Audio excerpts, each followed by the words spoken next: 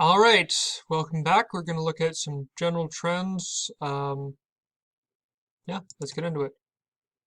All right, overall fact synthesis. People we have involved here are the students. Talked about five of them. Their parents, mostly. Um, Several involved teachers that are excusing absences. We have the minister in, I forget which student that is, but in one of them, there's the minister involved. Got the athletics director, a spouse, um, places we have school, football, all the places involved in football, and a church, and a home. Programs, we've got high school curriculum, we have the extracurriculars, we have vocational programs, we have church. There's a lot going on here at this school. Now, as I mentioned earlier, I'm not taking each of these cases as a problem that needs to be addressed specifically, but rather an indication of general trends to indicate why our attendance rate is so high. Um, Again, our goal is to reduce the overall rate of student absences, not necessarily these five students in particular. So I am taking their stories as illustrative of larger trends, broader trends in the school. Um, and so that's what the rest of my analysis is going to focus on. Um, First, teachers are not following policy. For some reason, teachers are excusing absences, even though principals are supposed to be doing that. Parental support for attendance varies depending on the situation, which I think is normal. I think you're always going to have parents who don't think that important, and you're going to have parents who think that it is, frankly, way too important to the point where they send them to school when they're, throwing up and running a fever of 103 degrees, as an extreme example that I've never actually seen in real life. Um, we're having to balance the school with the community, with community needs or community desires. Maybe some cultural stuff. There's uh, different family dynamics. There's um, churches and religious beliefs. And then there's just community perception as a whole of, sports and things like that. Football team being one of them, and church. Balancing school with life. Parents are busy, students have things going on. It's a lot of balancing to go on. Okay. Stakeholder damage. Teachers may be confused or upset about being asked to strictly follow policy. This goes back to what I mentioned earlier about there being a culture in this school with a lot of people who've been around for a long time and may not like this brand new principal coming in and just changing the way things are done. I think things do need to change, but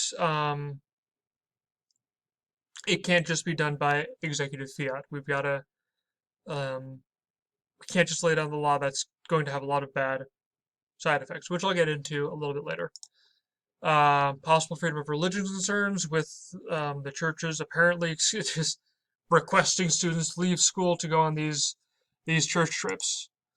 Lack of home support is um, a big thing to consider if we just sick, truancy and officers and higher state authorities on these families. That's going to create a negative image of the school, a negative perception.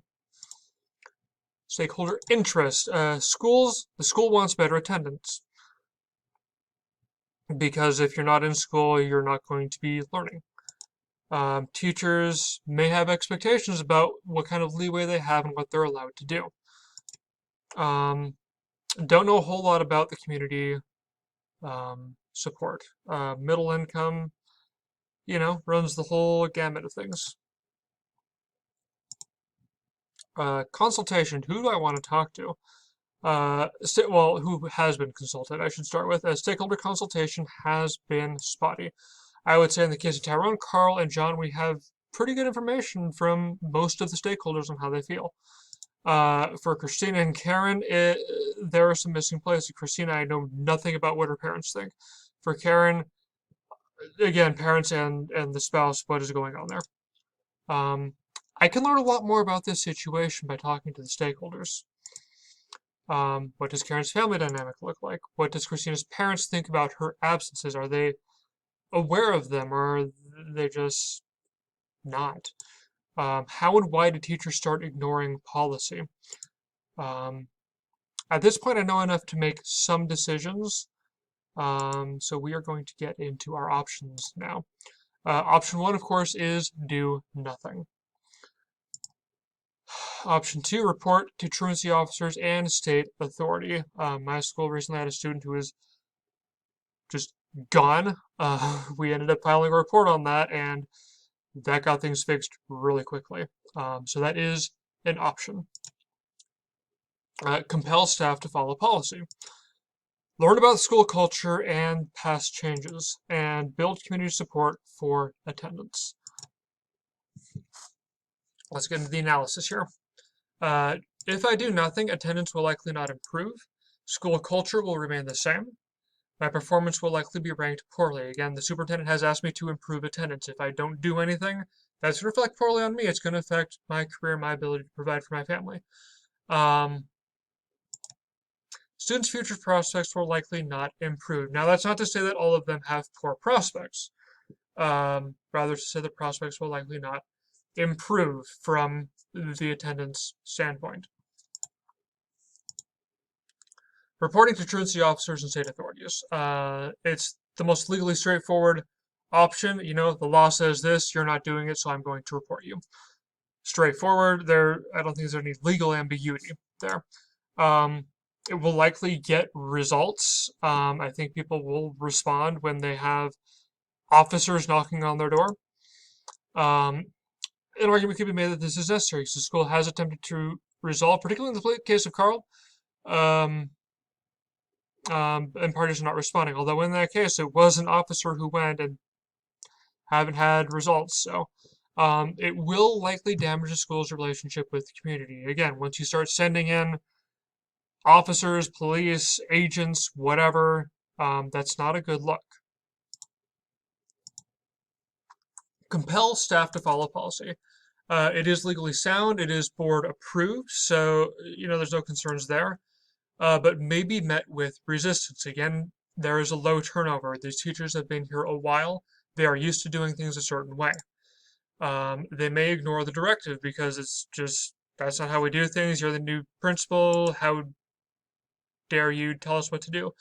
Morale could drop as a result. A sudden shift will take community off guard and may harm the relationship with the community. All of a sudden, we're being really strict about absences. That's going to be a shift for the community as well. All right, learning more about the school culture and past changes. It gives teachers a voice, which I think is the most important thing, especially with these teachers who have been here a while, is making sure that they feel like they're heard. It'll help me better understand the scenario. How did we get to where we are? Why were these decisions made? Was it just more convenient for the last principal to get things off of his plate? Is it that teachers know their students better, know their situations, and so it's easier for them to handle it? What's going on. It will also allow me to craft more persuasive reasoning for following policy. And I want to be clear, I think we do need to follow policy. The principal needs to approve absences, not teachers. How we get there is what I'm exploring here. It's likely going to get more support than just a hard shift mandate from the top. Again, because I'm hearing their voices, I'm understanding the situation, and all of that. Build community support for attendance. Build stakeholder support in the community. If you can convince the other people in these kids' lives that attendance is important, they're going to be more likely to go along with it and get that push from all sides. It is less jarring than mass reporting, certainly. It will also take much longer. And the longer it takes to get this resolved, the greater the effect on our students. So, my decision, based on my analysis, I believe learning more about the culture and past changes is the best starting point.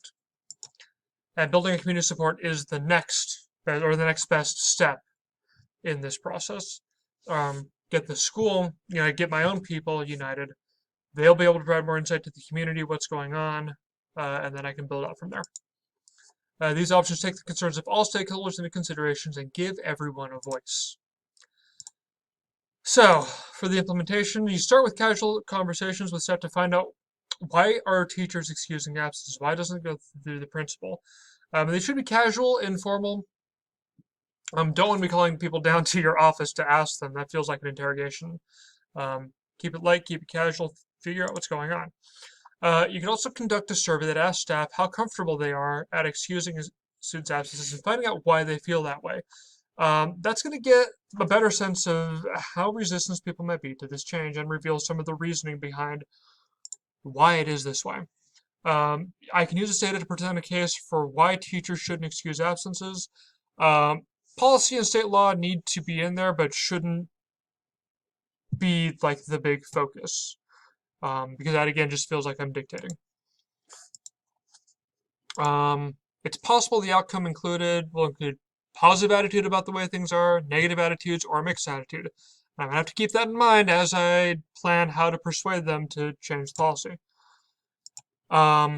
Backup plan is compel compliance, which is not the ideal situation, but if persuasion cannot be achieved, then compulsion is an option, and I think it's one that I'd be willing to take if there is that much resistance to change. Teachers may feel ignored and morale may drop, but that may be a good thing because some of these teachers who are very resistant and want to keep things the way they are may leave, opening up the culture for more change as new people come in. Now, I do not think that this is an ideal situation. I would much prefer to be able to get everyone on board and persuade them. But at the same time, I've got to make the change, and if I can't get them to follow along, compulsion may be necessary. And that is my implementation. Any final thoughts? This is definitely a complicated scenario, especially looking at the 5 different cases and just the variety of things that are going on and the reasons people are missing school. But I think this focus on policy and having all the absences go through the principal will make it easier, making it clear that, I'm not just going to excuse things, that, there needs to be a balance between, being absent. Sometimes it is necessary, and sometimes you've got to push through and come to school. We can't just have people missing school, and so I think that change is the best thing. So that concludes my presentation. I hope you enjoyed it, and hope you have a good day. Thank you for watching.